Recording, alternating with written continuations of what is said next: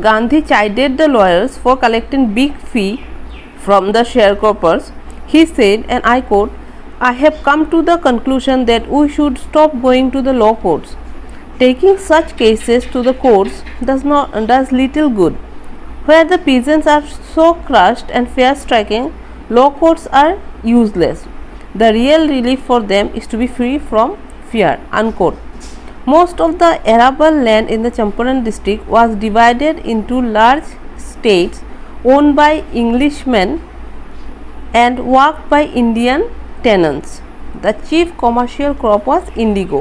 The landlords compelled all tenants to plant 28 or 15% of their holdings with indigo and surrender the entire indigo harvest as rent. This was done by long-term contract. Now, Gandhi scolded the lawyers for charging such high fees from the poor sharecroppers. He decided that it was useless to go to the courts as the judiciary was not doing anything good for the peasants. He said that as long as the peasants were suppressed and full of fear, it was useless to visit the courts. He wanted to set them free from fear. Most of the cultivable land in the Champaran district was owned by Englishmen who had divided them into various states, that is property. The peasants were the occupants of these lands. Englishmen forced the peasants to cultivate indigo on 15% of their land and to give the crop to them as rent. All this was done through a long-term agreement. Presently, the landlords learned that Germany had developed synthetic indigo. They thereupon obtained agreements from the sharecroppers to pay them compensation for being released from the 15% arrangement. The sharecropping arrangement was irksome to the peasants, and many signed willingly. Those who resisted engaged lawyers. The landlords hired thugs.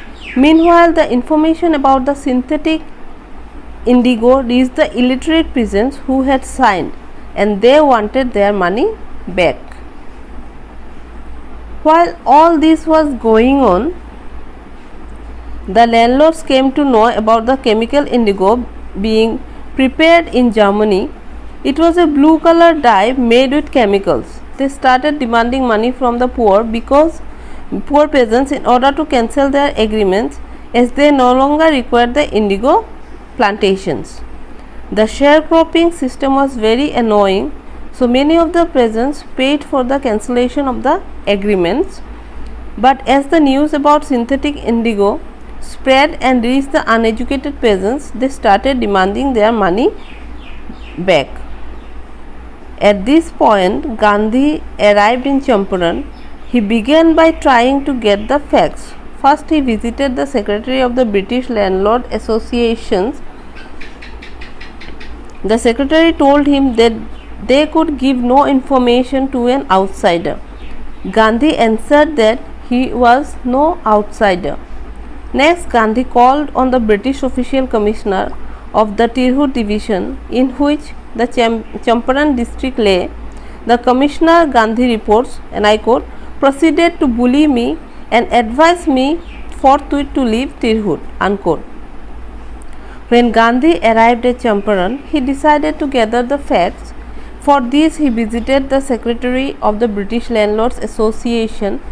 The secretary did not answer him because he could not give any information to an outsider. After this, he went to the commissioner of the Tirhut division. Champaran district was under Tirhut division. The commissioner not only threatened Gandhi but also suggested him to leave Tirhut immediately. Gandhi did not leave. Instead, he proceeded to Motihari, the capital of Champaran. Several lawyers accompanied him. At the railway station, a vast multitude greeted Gandhi. He went to a house and, using it as headquarters, continued his investigations. A report came in that a peasant had been maltreated in a nearby village. Gandhi decided to go and see. The next morning he started out on the back of an elephant. He had not proceeded far when the police superintendent's messenger overtook him and ordered him to return to town in his carriage. Gandhi compiled. The messenger drove Gandhi home, where he served him with an official notice to quit Champaran immediately. Gandhi signed a receipt for the notice and wrote on it that he would disobey the order. Though Gandhi was threatened by the commissioner, he did not leave the place. He then went to Motihari, which was the capital of Champaran. He was joined by several lawyers.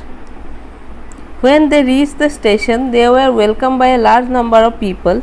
He then went to a house which was later converted into his headquarters. He started his inquiry into the matter. Gandhi decided to visit a nearby village when he came to know about an incident of ill treatment with a peasant. He was on his way on an elephant when the superintendent's messenger stopped him and ordered him to return to the town. Gandhi followed him and the messenger took him back to his home. He was then served with the notice which ordered him to quit his movement and go back. Gandhi received the notice and signed a receipt on which he wrote that he would not obey the order. In consequence, Gandhi received the summons to appear in court the next day. All night Gandhi remained awake. He telegraphed Rajendra Prasad to come from Bihar with influential friends.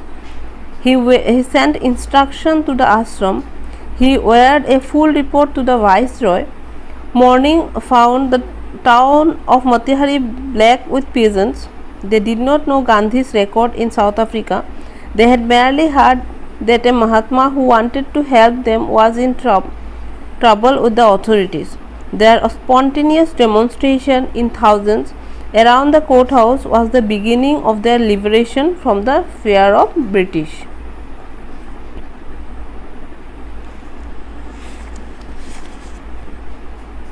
As a result, Gandhi got summons to appear in court next day.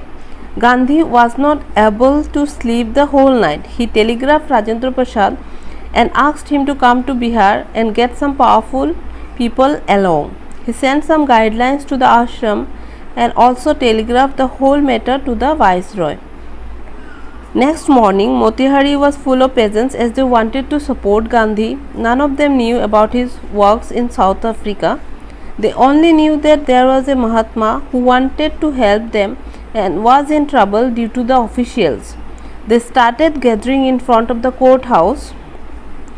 This incident was the attempt of setting themselves free from the fear of British. The officials felt powerless without Gandhi's cooperation. He helped them regulate the crowd. He was polite and friendly. He was giving them concrete proof that their might, hitherto dreaded and unquestioned, could be challenged by Indians. The government was baffled.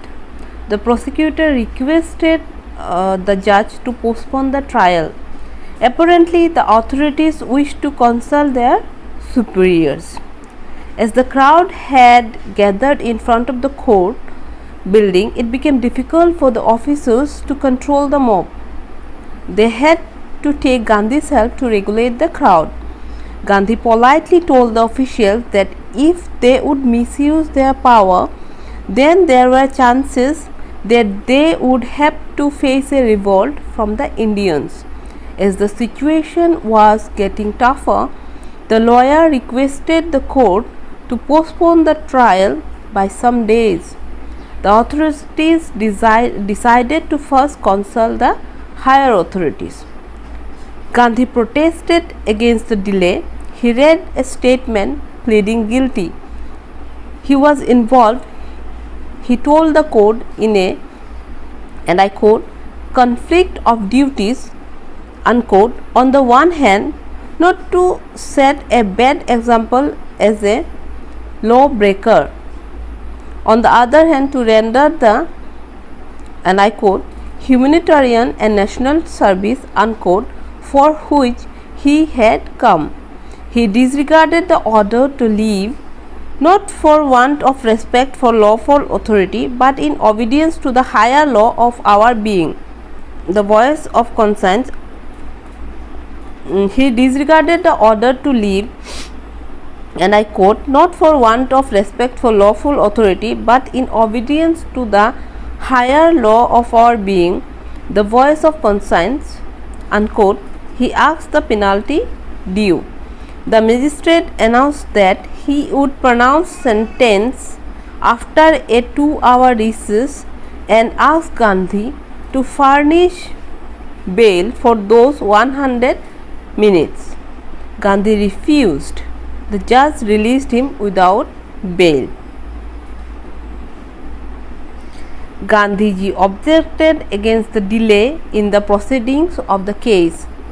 He read a statement in front of the court in which he accepted his fault in a very humble manner.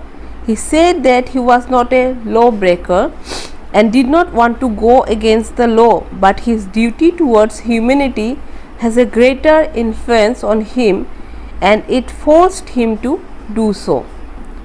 He refused to leave the town because he wanted to help the sharecroppers as it was his moral duty. The magistrate asked him to arrange for bail because he was going to give his judgment after the 2-hour long break. Gandhiji refused to seek bail and later on he was released without it. When the court reconvened, the judge said that he would not deliver the judgment for several days. Meanwhile, he allowed Gandhi to remain at liberty. Rajendra Prasad, Brij Kishore Babu, Maulana Mazharul Haq and several other prominent lawyers had arrived from Bihar. They conferred with Gandhi. What would they do if he was sentenced to prison? Gandhi asked. Why, the senior lawyer replied, they had come to advise and help him. If he went to jail, there would be nobody to advise and they would go home. When the court proceedings restarted, the judge refused to deliver any judgment for many days to come. He allowed Gandhi to remain free. Some well-known lawyers like Rajendra Prasad, Brij Kishore Babu and Maulana Mazharul Haq came from Bihar to help and advise Gandhi. Gandhi asked that if he was sentenced to jail, then what would be their course of action? One senior lawyer replied that they were there to help him out, and if he was sentenced to jail, then they would return to their home. What about the justice to the sharecroppers? Gandhi demanded. The lawyers withdrew to consult. Rajendra Prasad has recorded the upshot of their consultation, and I quote, they thought amongst themselves that Gandhi was totally a stranger, and yet he was prepared to go to prison for the sake of the peasants. If they, on the other hand, being not only residents of the adjoining district but also those who claim to have served these peasants, should go home, it would be shameful desertion, unquote. They accordingly went back to Gandhi and told him that they were ready to follow him into jail. The battle of Champaran is won, he exclaimed. Then he took a piece of paper and divided the group into pairs and put down the order in which each pair was to court arrest. When Gandhi came to know about the decision, he asked them to help the sharecroppers who were facing unfairness. Rajendra Prasad and other lawyers concluded that if Gandhi could go to jail for the people of their area, although he was a stranger, then they should also follow him, as they had always claimed to serve the peasants and fought their legal battles too. They decided that if Gandhi went to jail, then they would follow too. On hearing this, Gandhi assured them that their struggle for Champaran's peasants had been won. He divided the group into pairs of two and made a sequence in which they had to voluntarily surrender in the court.